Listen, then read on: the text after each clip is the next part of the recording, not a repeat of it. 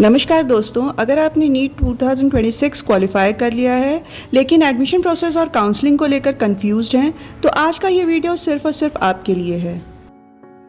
पिछले कुछ सालों में नीट सिर्फ एक एग्ज़ाम नहीं रहा है, बल्कि अनसर्टेनिटी, स्ट्रेस और कन्फ्यूजन का भी नाम बन गया है। लेकिन घबराइए मत, क्योंकि सही इन्फॉर्मेशन और सही गाइडेंस ही आपका सबसे बड़ा सपोर्ट है। इस वीडियो में ना कोई अफवाह होगी, ना कोई फेक प्रॉमिस, सिर्फ वेरीफाइड इन्फॉर्मेशन, प्रैक्टिकल गाइडेंस और वो बातें जो हर नीट एस्पिरेंट और क्वालिफाइड स्टूडेंट को इस वक्त जाननी चाहिए। अगर आप काउंसलिंग के हर स्टेप को लेकर टेंशन में हैं, तो वीडियो को एंड तक ज़रूर देखिए। हो सकता है एक छोटी सी इन्फॉर्मेशन आपका पूरा फ्यूचर बदल दे। याद रखिए, सही डिसीजन, पेशेंस और कंसिस्टेंट एफर्ट ही आपको अपने सपनों के मेडिकल कॉलेज तक पहुंचाएगा। तो चलिए बिना किसी देरी के शुरू करते हैं आज का व्लॉग। नीट की काउंसलिंग के लिए सबसे पहला और सबसे महत्वपूर्ण पॉइंट है choice filling and preference order. जब आप काउंसलिंग के दौरान अपनी प्रेफरेंस लिस्ट भरते हैं, तो याद रखिए कि सीक्वेंस बहुत ज़्यादा मैटर करता है।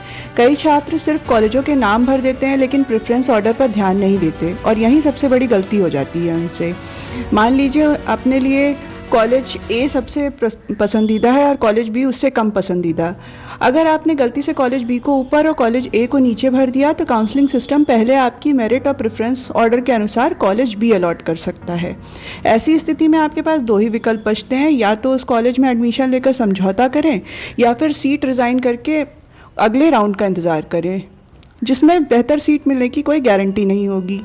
इसलिए चॉइस फिलिंग करते समय किसी और की लिस्ट कॉपी मत करिए, बल्कि अपनी priority, budget, location, branch preference और फ्यूचर गोल्स को ध्यान में रखते हुए सबसे पसंदीदा कॉलेज सबसे ऊपर रखिए और कम पसंदीदा कॉलेज उसके बाद रखिए।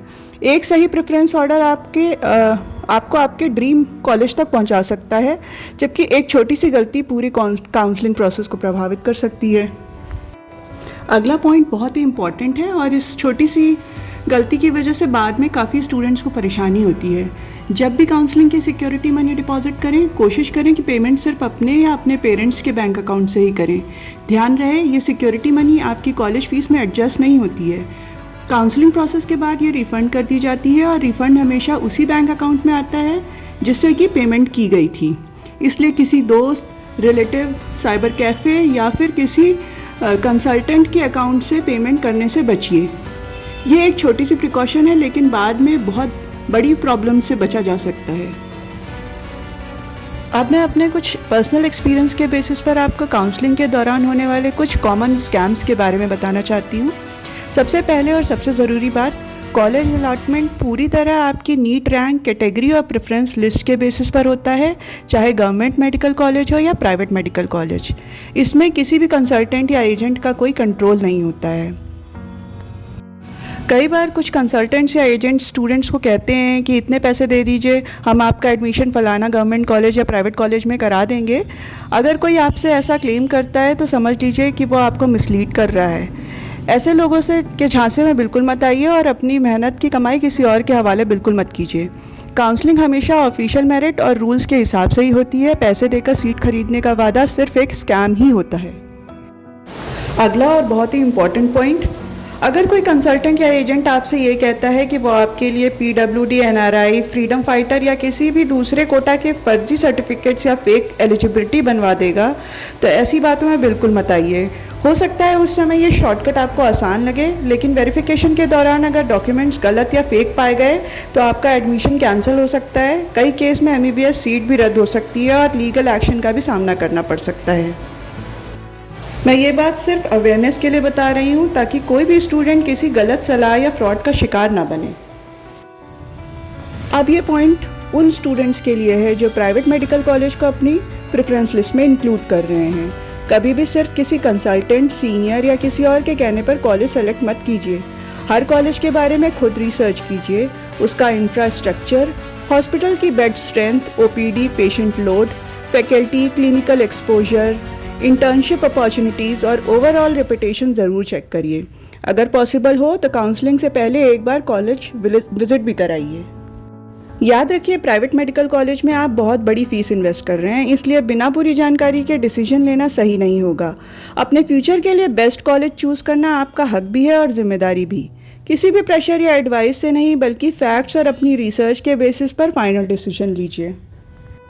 एक और बहुत ही ज़रूरी बात जो अक्सर स्टूडेंट्स इग्नोर कर देते हैं, प्राइवेट मेडिकल कॉलेज का फ़ी ब्रेकअप।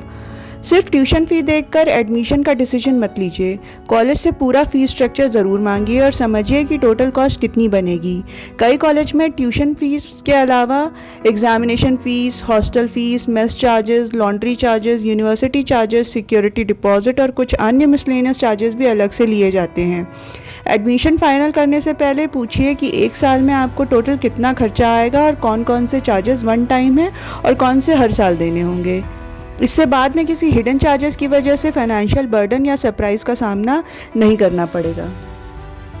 एक और बहुत ही इम्पॉर्टेंट पॉइंट है प्राइवेट मेडिकल कॉलेज की फ़ीस पॉलिसी और बॉन्ड को लेकर। एडमिशन लेने से पहले कॉलेज का बॉन्ड और पूरा फ़ीस स्ट्रक्चर ध्यान से ज़रूर पढ़ लीजिए। कई कॉलेजेस हर साल फ़ीस रिवाइज़ करते हैं और कुछ कॉलेजेस रिवाइज फ़ी को पिछले एकेडमिक ईयर्स से भी रिकवर करने की बात करते हैं। इसलिए एडमिशन लेने से पहले ये ज़रूर पूछ लीजिए कि अगर फ्यूचर में फ़ीस इंक्रीज़ होती है तो क्या वो सिर्फ आने वाले सालों पर लागू होगी या पिछले सालों का डिफरेंस भी देना पड़ेगा। इसलिए किसी भी डॉक्यूमेंट पर साइन करने से पहले हर क्लॉज को ध्यान से पढ़िए और ज़रूरत पड़े तो कॉलेज एडमिनिस्ट्रेशन से लिखित में क्लैरिफिकेशन ज़रूर लीजिए। एक छोटी सी सावधानी आपको बाद में लाखों रुपए के फाइनेंशियल बर्डन और लीगल परेशानी से बचा सकती है। दोस्तों, उम्मीद करती हूँ कि इस वीडियो में दी गई जानकारी आपके नीट काउंसलिंग के सफ़र को थोड़ा और आसान बनाएगी। मेरा मकसद सिर्फ इतना है कि आप किसी भी गलत जानकारी, स्कैम या जल्दबाजी में लिए गए डिसीजन का शिकार न बने।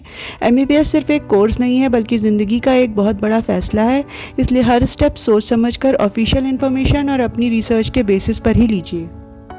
अगर आपको ये वीडियो हेल्पफुल लगी हो तो इसे अपने दोस्तों और दूसरे नीट एस्पिरेंट्स के साथ ज़रूर शेयर करिए ताकि ज़्यादा से ज़्यादा स्टूडेंट्स को सही गाइडेंस मिल सके। तो दोस्तों, अपना ख्याल रखिए, इन्फॉर्म्ड रहिए और अपने डॉक्टर बनने के सपने को पूरी जिम्मेदारी और मेहनत के साथ पूरा कीजिए।